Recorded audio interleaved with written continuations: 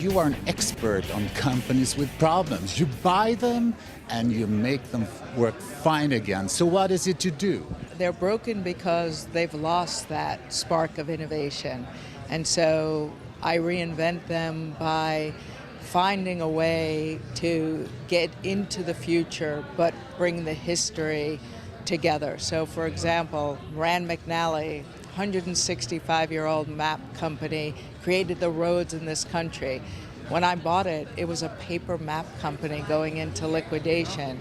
So what is it to me today? It's just moving people towards its dreams. So we leapfrogged into the digital space by being number one in the trucking industry and navigation, to the RV navigation space, to fleets, to human-machine interaction as how do the body perform as it moves, and now into virtual reality travel. So what do you see more exactly that this 3D experience platform can do for your companies, like the automotive, for instance, or in the helicopter business? Well, I think it's going to change the products I make and the processes I use to make them. But most of all, what it's going to allow me to do is to be able to reduce the amount of time to innovation. Because right now, if you build a helicopter, you're building it in the mechanical two-dimensional space. And then you begin the testing of taking it into different environments and hot and high envelopes and wind. And sometimes building a new helicopter and certifying it could take 10 years. Now, when I take a helicopter, I now have two-dimensional parts that I turn into a 3D signature. So now I know the KPIs on every part and every material. As I piece that together, I'm doing that in the virtual world. I'm testing it in the environments in the virtual world. And then, when I know that it works, I'm first coming back to build it.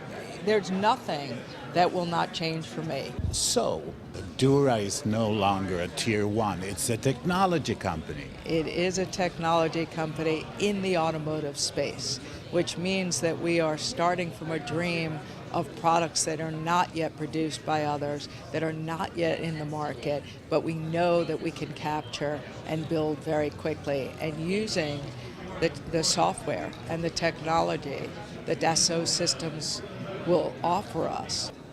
Len Tilton talks about a new digitally dominated world, and she mentioned one of her companies, Dura Automotive, decided to become a technological rather than a tier one company. Is this typical of what many call a shift in paradigm?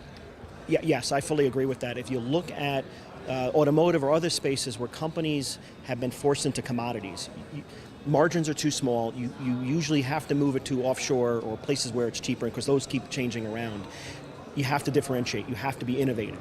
So changing the mindset on being innovative rather than just trying to force the 3 or 4%. I mean, Lynn mentioned in her talk about the cost of manufacturing, the wages are actually a pretty small percent. And you can only squeeze that so much. After you do that, you have nothing left. So what do you have to attack? You have to be innovative.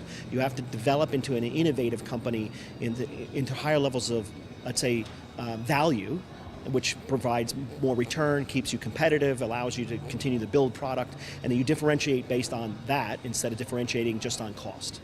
But the companies that are smart are the ones that drive and use, I would say a couple things, use IT as an enabler, use information. The key though is using information as a competitive advantage. And that's the knowledge base, that's the innovation, that's really what drives the competitive advantage. And I do see that shift and I expect that to continue, and the smarter companies will do it. Lynn is a very spiritual leader. I think Lynn Tilton has been really buying, saving, and transforming companies. So she is really, in some way, very unique in the way she can help create jobs in the manufacturing world, and her passion to really create jobs in America's manufacturing network is second to none. We need more Lyns in Europe.